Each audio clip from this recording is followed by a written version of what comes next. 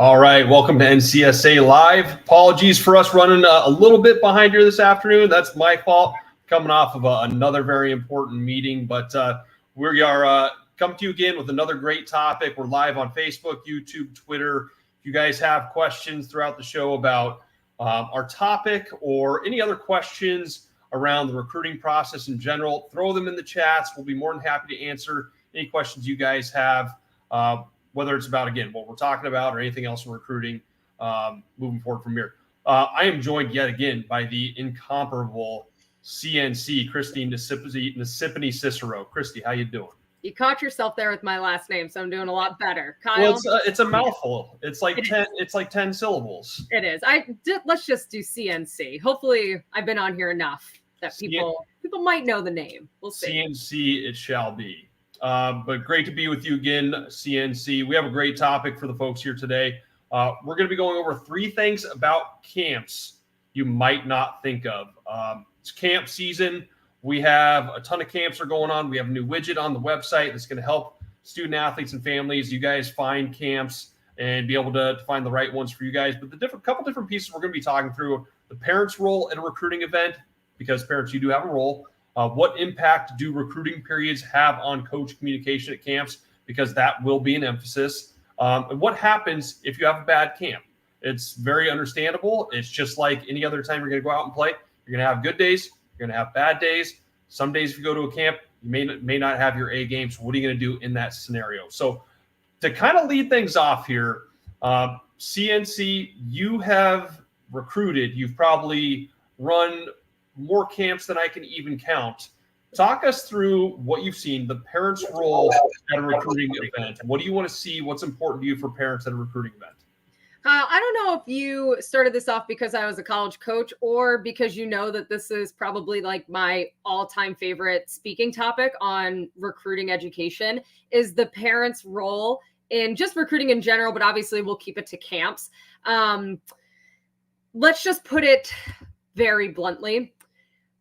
Parents, you tell your children, act with dignity, act with grace, respect yourself, respect others, behave yourself, behave with others. Parents need to do the same thing. Not only am I watching your kid on the ice, off the ice, in the weight room, seeing what their tweets are about, we most certainly are doing the same thing with the parents. I have seen countless stories that I think we could probably spend an entire day on Facebook Live to discuss.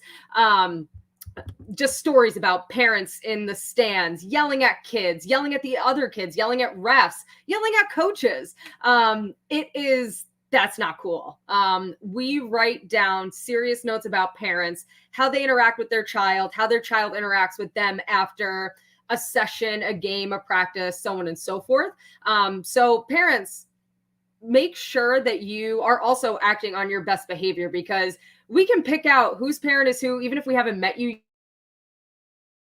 Stands, how they're responding if their child does poorly. How you parent is one thing, but how, you present yourself to when college coaches are around. Are you yelling at refs? Are you yelling at your own kid or other kids? That plays a huge part in the recruiting process that I don't think a lot of parents genuinely take into consideration when they're thinking about their child's recruiting process. So again, Kyle, just to put it very bluntly, I can go on about this, but behave yourselves, parents.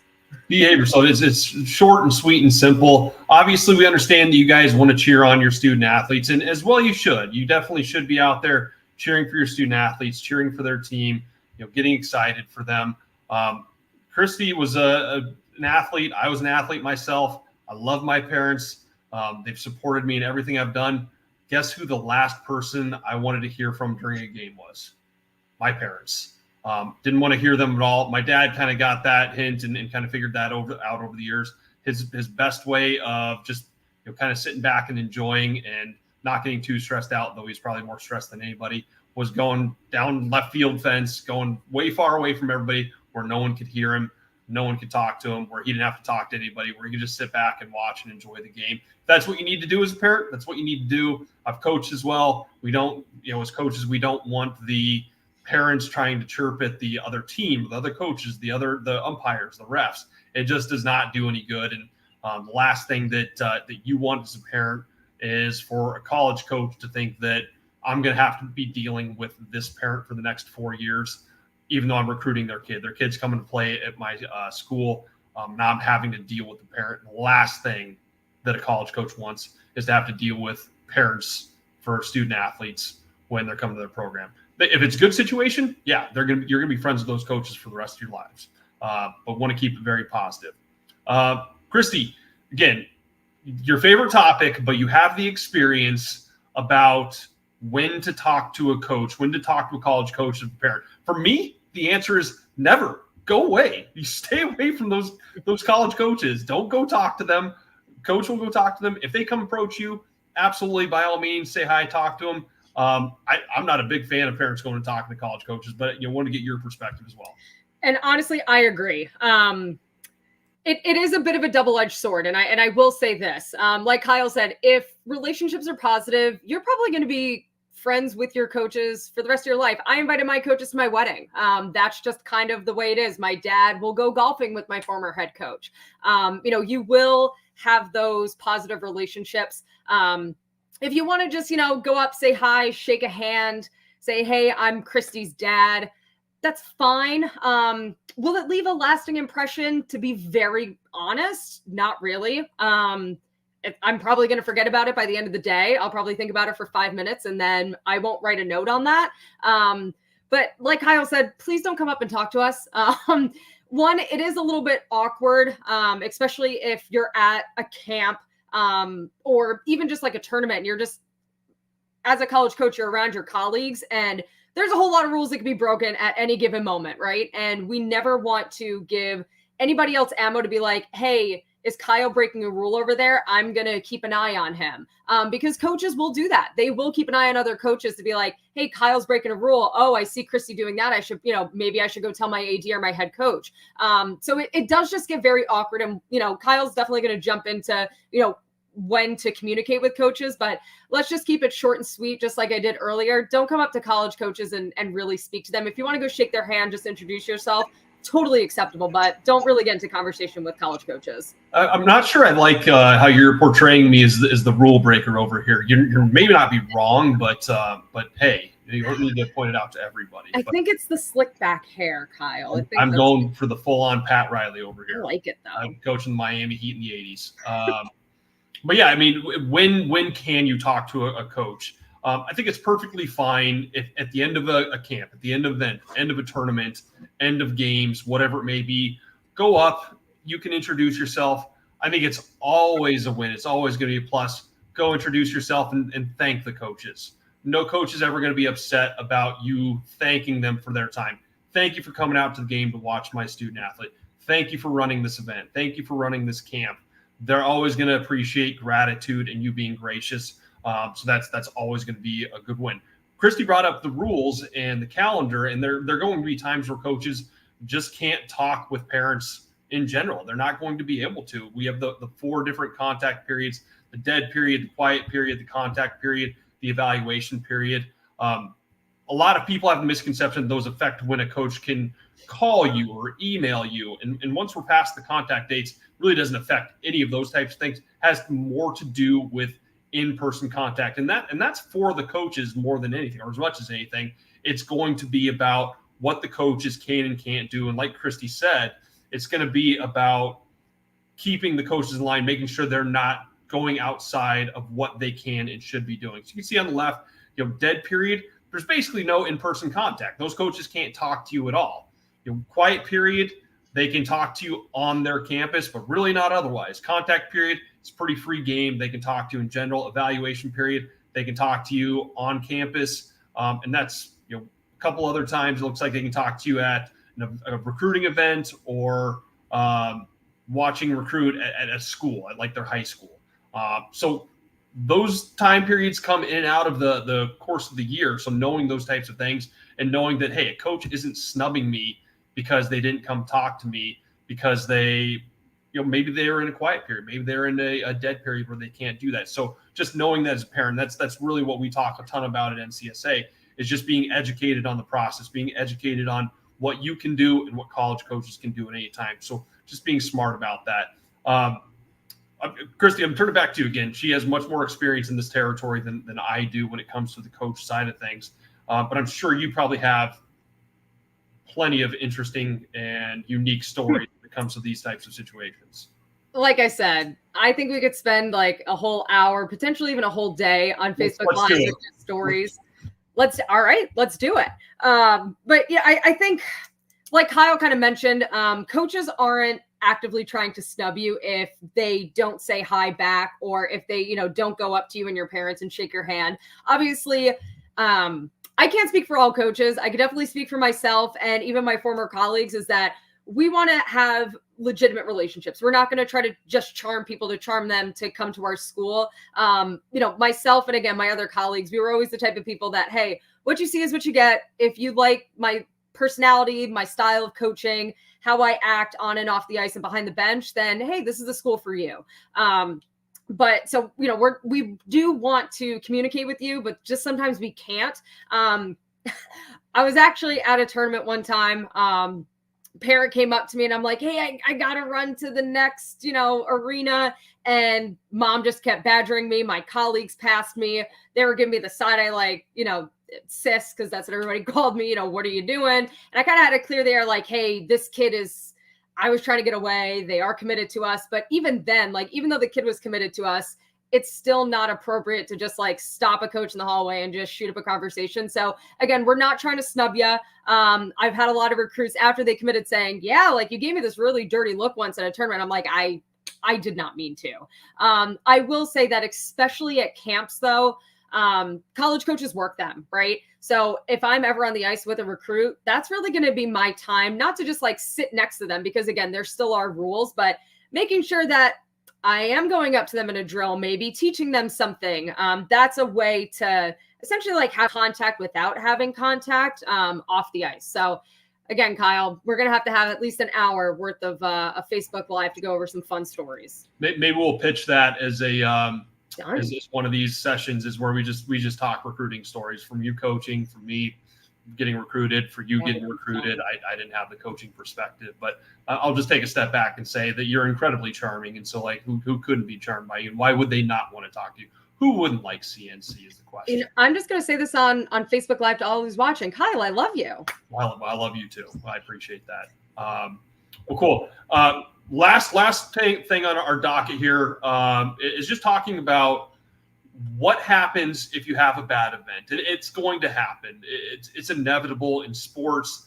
You just never are perfect. You're never able to be at your best all of the time. And it's something that we talk about really often here at NCSA, is that just knowing that you have to have a backup plan. You have to have, before you have a backup plan, you have to have a pre-plan. You have to take steps and put yourself in a good position to get recruited, regardless of whether or not you have a good event. The last thing that we want for student athletes and parents and families to be doing is going out to a camp, a tournament, showcase, whatever it may be, and relying on that as my sole opportunity of getting recruited.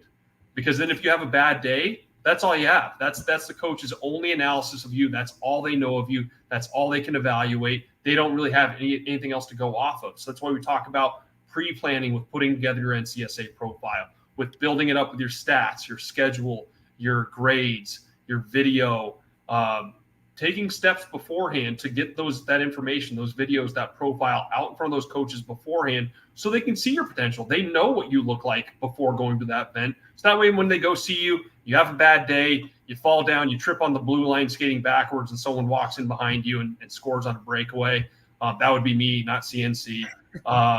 When someone does that, they know that's just an anomaly. That's not who this student athlete is. They've seen your video and they know that bad things happen, and it's inevitable. But CNC talks through, again, you probably have great stories around seeing people have bad events that are probably really good players. You probably had some of them yourself, but give us a little bit more insight from that coach, just knowing that from a coach's perspective, they understand you're going to have a bad day here and there.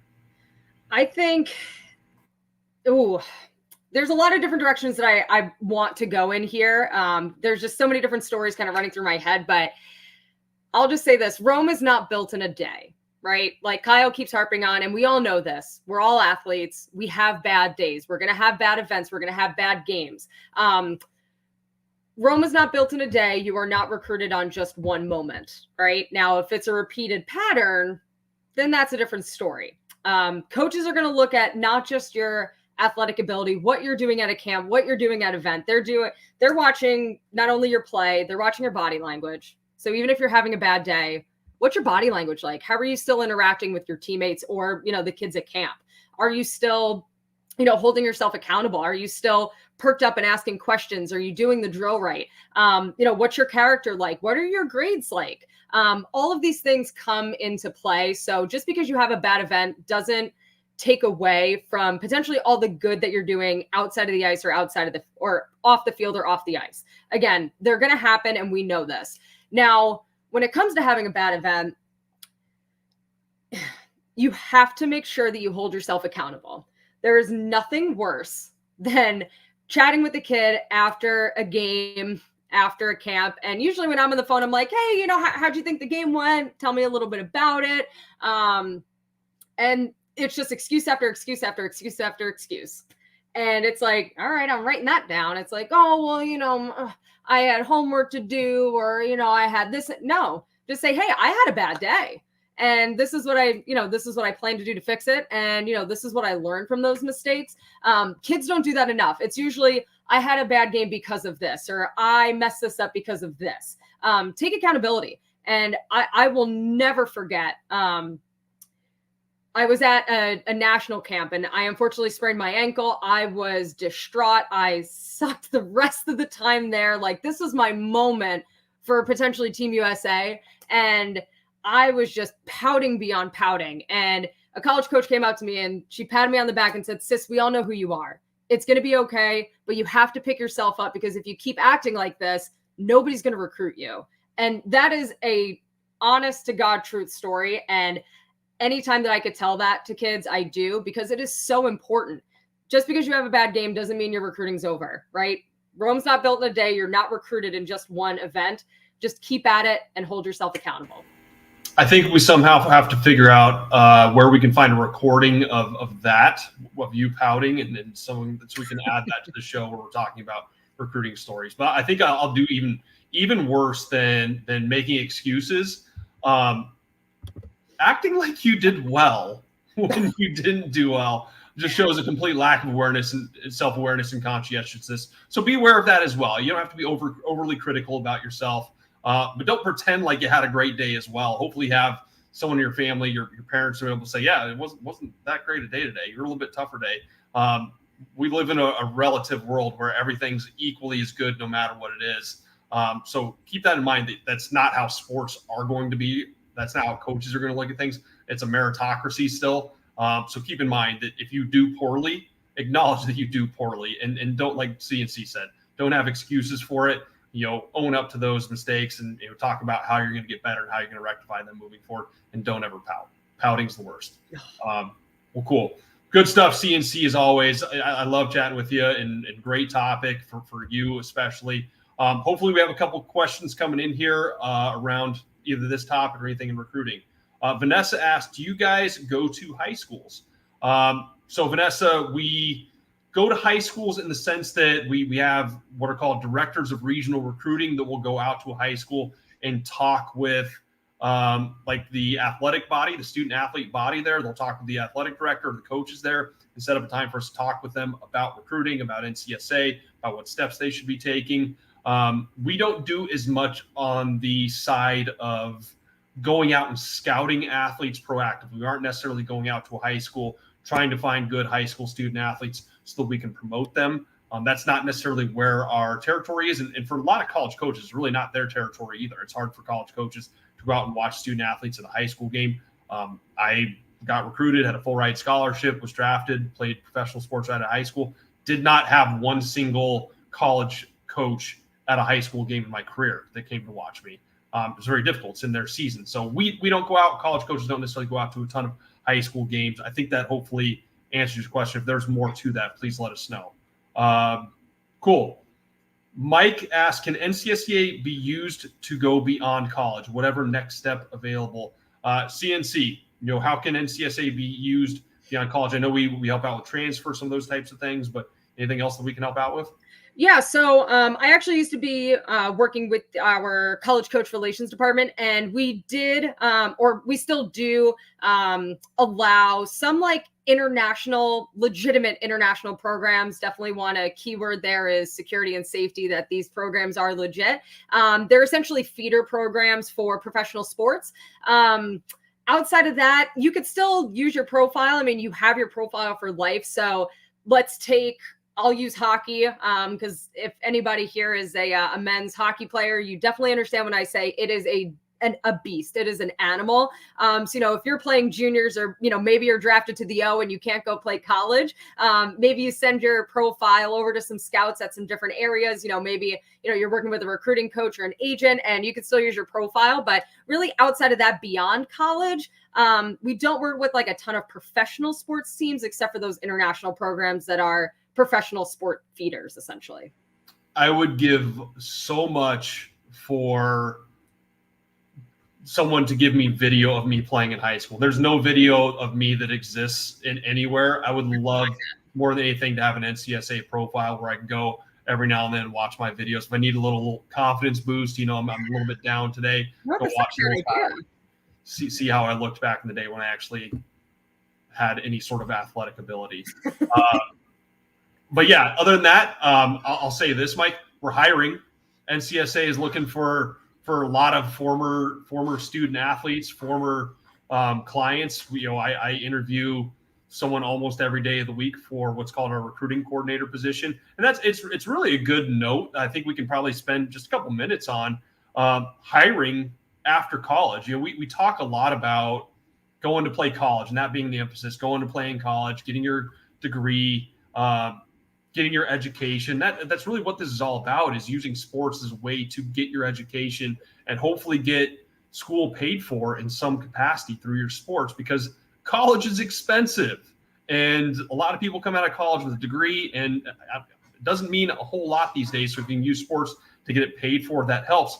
Another thing that's great from someone who enters people almost every single day of the week, I love seeing former athletes applying for jobs. And we've gotten a lot of feedback, and I think a lot of people in a lot of hiring positions across a lot of different roles, not necessarily even within NCSA, they like seeing former student athletes. They like seeing someone who went to college and didn't just go there to party and get C's and get degrees and just move on from college. They had to commit to something. They had to be a part of a team. They had to collaborate. They had to persevere. They had to go above and beyond. They had to do more than just the regular students at a college, at a university. Everyone gets a degree these days. What sets one degree apart from another? Not a whole lot, in my opinion. But being a student athlete on top of that gives you a little bit of extra for your resume that you can showcase that, hey, I went above and beyond. I took an extra step. So in that case, in that sense, I know that wasn't probably your question, Mike, but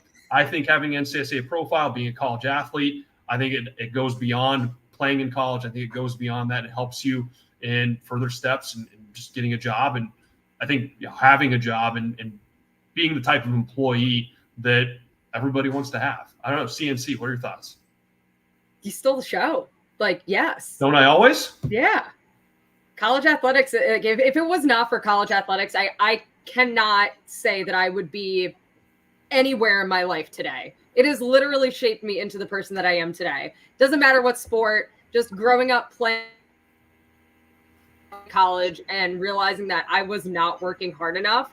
Whew, man, did I grow up real quick. So kudos to you for bringing that up, Kyle. Yeah, I think it's an important topic. I think it makes sense. I think it gives people an extra facet. So if you're student athletes on the fence about whether or not they want to try to pursue it in college, obviously I'm not going to advise you push your kids and stuff they don't want to do, but in some cases you kind of do. Your kids don't want to go to the dentist. Your kids don't want to brush their teeth. They don't want to go to the doctor, but you're going to make them do it. If they're committed to sports, they want to play sports, you kind of force them to do it. That's what my parents did. Do you want to quit, Kyle? No. Okay, then you're not going to quit. You can kind of take that through the rest of your life. There have been times in every job I've ever worked where I was like, this is hard. This is a struggle. I'm struggling with it. But being an athlete has helped me get through all those types of times because I've had to before. I can do it again. So I'll get off my soapbox. I didn't expect us to go in that direction today, but I think this is about parents, and hopefully parents that gives you guys a little bit of encouragement on how to push your kids in the right direction. So we'll turn things over to the commitment side of the house to talk through some student athletes who've used NCSA, are going on to their next steps of playing in college. Our first commitment today is Bella Burney, who's headed to the University of Alaska, Anchorage. She's actually a 2023 graduate, so just now, not even going into her senior year yet. She's still on her way. Started using NCSA a few years back in 2019, so 3 years of the process with NCSA. Had 117 emails opened by college coaches. The University of Alaska, Anchorage viewed her profile, so she was very successful in utilizing her profile, having a lot of success and having a lot of attention, being able to leverage that to her future opportunities and to where she's ended up at University of Alaska, Anchorage. So great success for you, Bella. I think we'll turn it back over to UCNC for our second commitment here today. Yes, sir. I'm definitely so excited about this one. We have Macy Harry. She's from, hopefully I pronounced her name right. She's from Cardiff, Wales. And as you can see, she is committed to Missouri Valley College. Definitely throwing out all of the stats here. Macy logged in 632 times since signing up with us. She took 15 recruiting classes, had 202 views, 43 follows, appeared in 3,653 searches, and had 717 opens. That blows my mind away.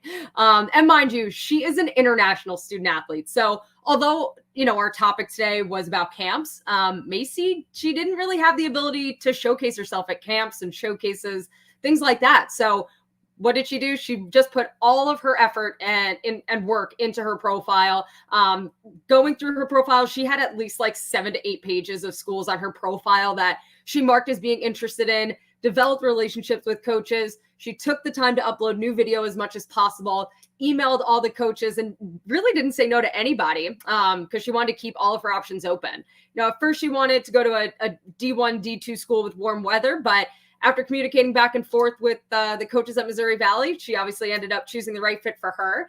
And I'll just really end it on this. Just seeing her recruiting coach's notes about her was just truly inspiring, how hard she worked to come to the U.S. to play NAIA basketball. So congrats, Macy, and best of luck to you.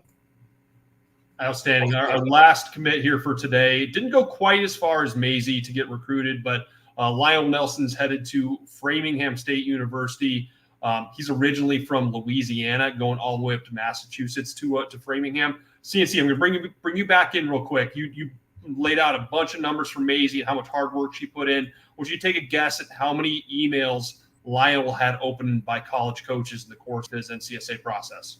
Ooh, I'm going to say 652. It's close. You overshot him just a little bit, but 534 total emails opened by college coaches, which is a heck of a lot of effort from Lionel for him to go to a school that's really not in his backyard, going from Louisiana to Massachusetts. But obviously had a ton of success. He didn't even start using NCSA until about a year ago in March of 2021. So late to the game, but was still able to utilize NCSA to have a ton of success, and is going to be heading up to Framingham State University. So congrats to Lionel. Congrats to all of our commits here from today. Again, CNC. Sis, I might start dropping Sis in there. I kind of like that. Good name, right? Sis, yeah, Rose, that's really good. But it's a pleasure seeing you as always. I love you as well, and you're one of my favorites just to spend time with and hang out to, and go to Hootie and the Blowfish concerts with, and do NCSA live. So it's great seeing you as always. You as well, Kyle. Awesome. Well, it's great being with you all as well. We'll be back with you guys with another NCSA live topic next Tuesday at 2 p.m. Central Time. Until then, you guys have a great week. We'll see you soon.